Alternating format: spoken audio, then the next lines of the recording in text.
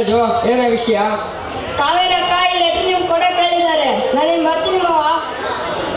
ಸರಿ ಕಣ, ಹುಷಾರಾಗಿ ಹೋಗ್ಬಾ.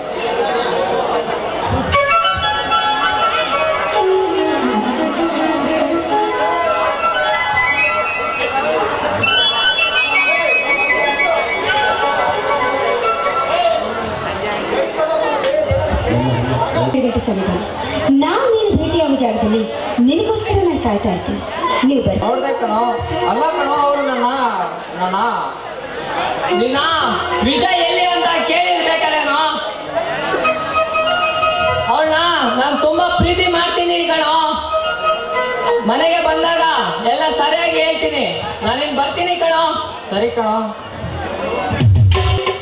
ಏನು ಕಾಂಚನ ವಿಜಯನ ಲವ್ ಮಾಡ್ತಿದ್ದಾಳ?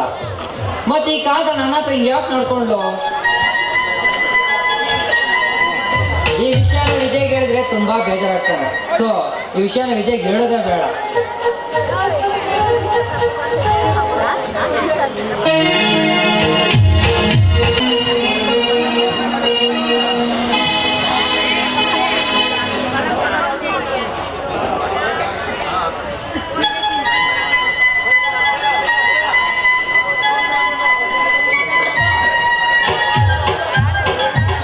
ನನ್ನ ಪ್ರೀತಿ ಸಂಜೆಯ ಬಳಿ ನಿಂತಿದ್ರೆ ಅದೇ ನನಗೆ ಸ್ವಾರ್ಥ.